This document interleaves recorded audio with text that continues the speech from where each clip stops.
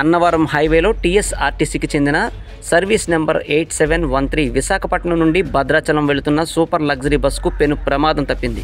Bus డ్రైవర్కు ఒక్కసారిగా ఉన్నట్టుండి బీపీ అప్ అండ్ డౌన్ కావడంతో కళ్ళు తిరిగి బస్సును స్లో చేసి సైడ్కు తీసే ప్రయత్నంలో బస్సు హైవే డౌన్ దిగి కరెంట్ స్తంభాలను ఢీకొట్టింది. దీంతో బస్సు చిన్న పల్టీ కొట్టి ఆగింది. అయితే డ్రైవర్ సమయస్ఫూర్తితో బస్సును స్లో చేయడంతో ప్రయాణికులకు స్వల్ప గాయాలతో బయటపడ్డారు. సమయానికి అటుగా వెళుతున్న తుని టౌన్ ఎస్ఐ రామలింగేశ్వరరావు బాధ్యతాయుతంగా వెంటనే ఆగి విద్యుత్ అధికారులను అప్రమత్తం చేయడంతో అక్కడ విద్యుత్తును నిలిపివేశారు. దీంతో బస్సులోని ప్రయాణికులకు పెను ముప్పు తప్పింది. అన్నవరం ఎస్ఐ వి కిషోర్ సంఘటనా స్థలానికి చేరుకుని వెంటనే అక్కడి పరిస్థితులను సమీక్షించారు.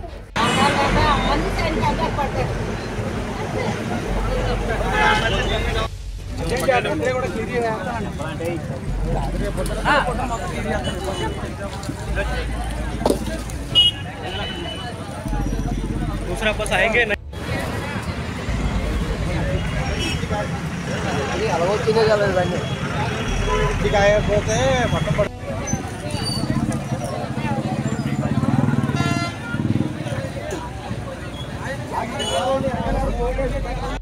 बीपी रेज డ్రైవర్ కి వస్తున్నప్పుడు సడన్గా డ్రైవర్కి బీపీ అప్ డౌన్ అయిందంట. కాన్షియస్ కోల్పోయి సైడ్కి తోస్తాడు. బస్ సైడ్కి వస్తుంది. ఆ డివైడర్ దాక్కుని అక్కడ ఉండడం వల్ల తుప్పులు ఉండడం వల్ల కాసింది. బస్సు పూర్తిగా డౌన్ అవ్వలేదు. కొంచెం గ్యాప్ ఉంది. ఆ గ్యాప్లోంచి అందరం బయటకు వస్తుంది. ఎవరికైనా డ్రైవర్ బాగానే కాదు, ఎవరికేం అవ్వలేదు. కొట్టిగానే ఇలా వెళ్ళిపోయిన బండి వెంట తుల్లింది. అప్పుడు కంట్రోల్ చేసుకొని వెళ్ళాడు, అలా గుద్దాడు. డ్రైవర్ బాగానే కాదు. ఆయన ఎలా ఉన్నారండి? బాగానే ఉన్నారు.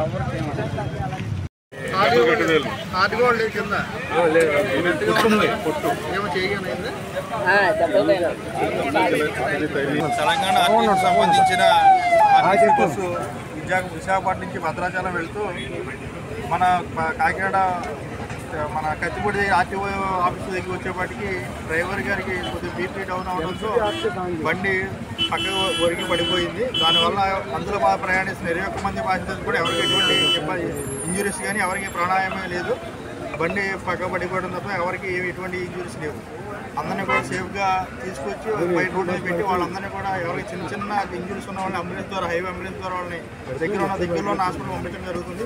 ఎవరికి కూడా ప్రాణ నష్టం కానీ అలాగే వాళ్ళ పెద్ద ఇంజురీస్ కానీ ఎటువంటి ఏమీ లేవు. ప్రమాదం జరిగిన వెంటనే కూడా కరెంటు సిబ్బంది కూడా అంటే ఎలక్ట్రికల్ సిబ్బంది కూడా వెంటనే స్పందించి ఎలక్ట్రికల్ వైర్ కూడా ఎలక్ట్రిసిటీ కూడా ఆఫ్ చేయడం ద్వారా ఎటువంటి ప్రమాదం కూడా ఎటువంటి విద్యుత్ శాఖ ఎటువంటి ప్రమాదం జరగలేదు.